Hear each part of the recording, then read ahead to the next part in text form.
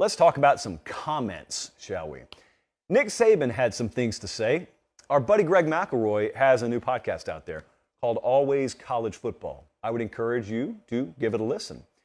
We are a big believer in high tides raising all boats in our particular sector of this industry. And Greg's a really good dude. And man, I guess he knows Nick Saban. Greg McElroy must know Nick Saban because he got him on the show. And boy, Saban was open. He was loose. I think they said he had just come back from vacation like 5 minutes earlier.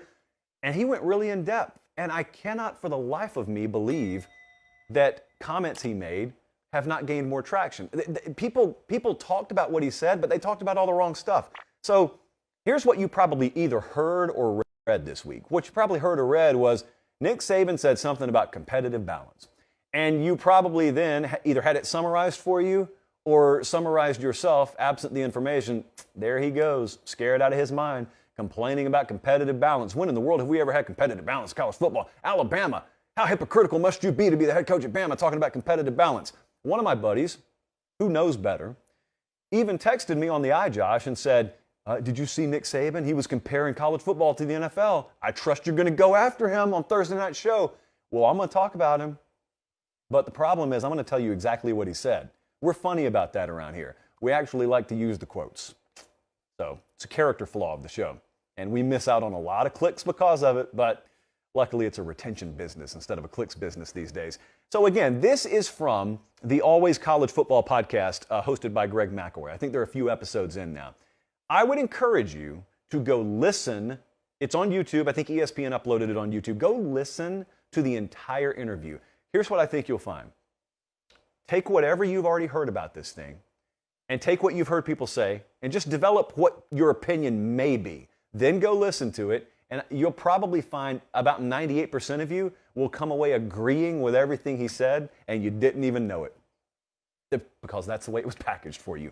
I'm going to read a quote for you, and this thing's like 20 minutes long, so I'm not playing. We're not playing it tonight, and I'm going to encourage you to go watch it. But listen to this quote, and this is what was presented to you, I saw from a bunch of national shows, absent any context. The quote is, this is from Nick Saban, my biggest concern about where we're headed is affecting competitive balance of the haves and the have-nots.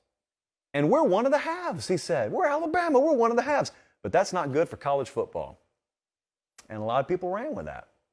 This guy who's been on top of the college football world is complaining about competitive balance. This is college football, man. You come to college football to have total control of your roster. You come here because you got a bigger recruiting budget. You come here because you got a bigger support staff that's the size of the armies of small countries out there. You come here specifically because there's not competitive balance. Did you hear that this week? Did you maybe say that this week? I'm not telling you you're not entitled to your opinion. I'm just saying I went and listened to this whole thing, and I listened to the context in which he was speaking. I'm not so sure I disagreed with any of it. He was talking about comps to the NFL, and specifically he compared the NFL to college football, which normally we're against on this show, but he compared it in two very appropriate avenues. The first one was in NIL and roster management. He talked about that competitive balance thing. Now, I haven't heard every interview Nick Saban's done over the past 2 years. I've heard most of them, I think, because they normally make national news. We may have one on this show next week. But in this particular interview with Greg McElroy, what he said was, it's going to hurt competitive balance if we don't have rules that everyone has to go by. So in other words, guardrails, if you want to call them that. And I know even the pushback on that sometimes from hardcore college football fans is Alabama doesn't play by the same rules. Ohio State doesn't play by the same rules. They have really, really big advantages. That's true. That's true. Where do the advantages come from, though? Do they get to sign 35 players, whereas you only get to sign 25? Do they get to have 113 on scholarship, whereas you can only have 85? No.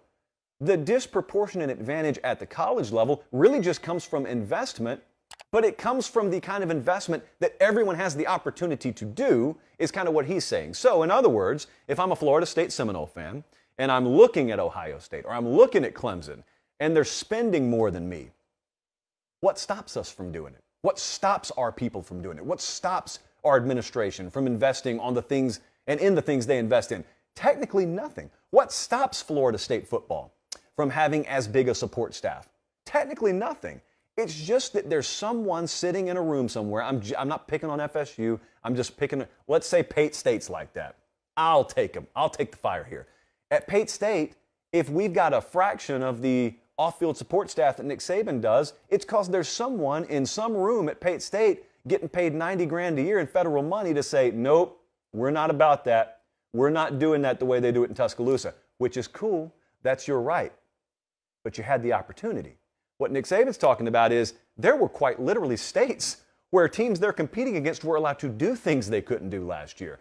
I'm pretty sure that when we get to a place, which we will in time, where all of the NIL rules are equal no matter what state you live in, I'm going to throw a wild guess out here. I think Nick Saban and Alabama are going to be fine, just fine, in terms of talent acquisition. I don't think that's going to be a problem for them. But he is right in the meantime in saying it's ludicrous to essentially enter an era of free agency but not have any guardrails on how you sign players. And then you can go ahead and talk about the transfer portal too if you want to. I don't think he really singled it out so much. Are you free to move anytime you want to? Are you free to do things over here that you can't do over there? I don't know many people who disagree with the simple notion that everyone should be playing by the same rules. I don't know many people who disagree with that. I know what your follow-ups are. I know what the comment section is going to say. But we do have to move on in the interest of time. I want to go back to that quote, though. You know, he was talking about, I don't want you to pull it back up, Colin, but I'm saying he was talking about competitive balance and everything. And I know, like I just said, I know what the comments are going to say. It's as sure as I'm sitting here, my eye, Josh, when I get off, there it already goes. Yes. So when I get off air and when I look at this comment section, a lot of you are going to say he is worried about the future and the stranglehold he's had on the sport. He's not intimidated, but threatened, I guess is the proper word that a lot of people feel Nick Saban's expressing. He's expressing the emotion that you express when you're threatened, that something you've had, the control you've had is slipping away.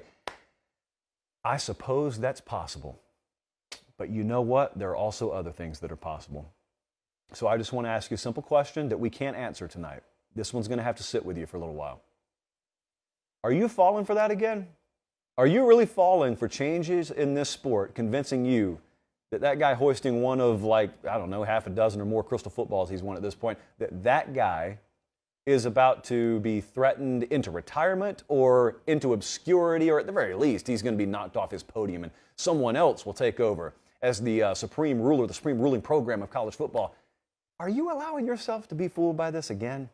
Because it happened several times now over the last decade, and some of you fell victim to it and some of you didn't. Some of you were smart enough to avoid it. But I'm not even just talking about you as in those of us who happen to be tuned into this show tonight. There's some big voices out there that got big time fooled on this stuff. Remember that sport that was passing Nick Saban by?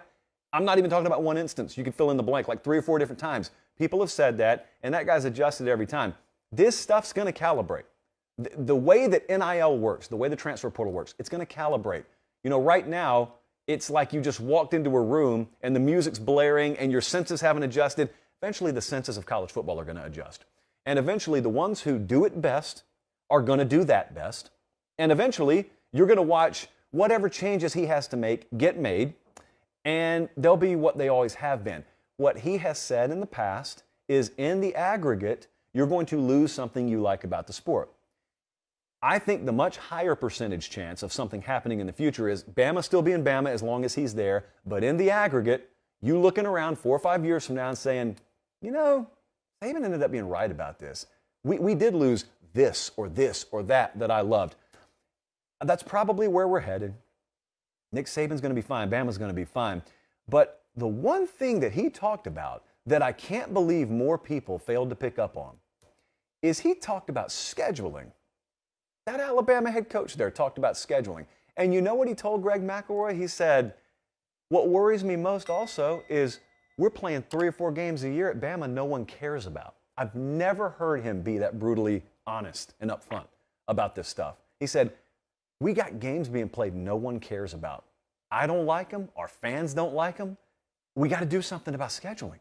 And he said, I've advocated to go to 9 conference games a year. He said, I wanted to go to 10 conference games a year. And then he hearkened back just a couple of years. He said, we played 10 of them in 2020. We played all conference games in that COVID year.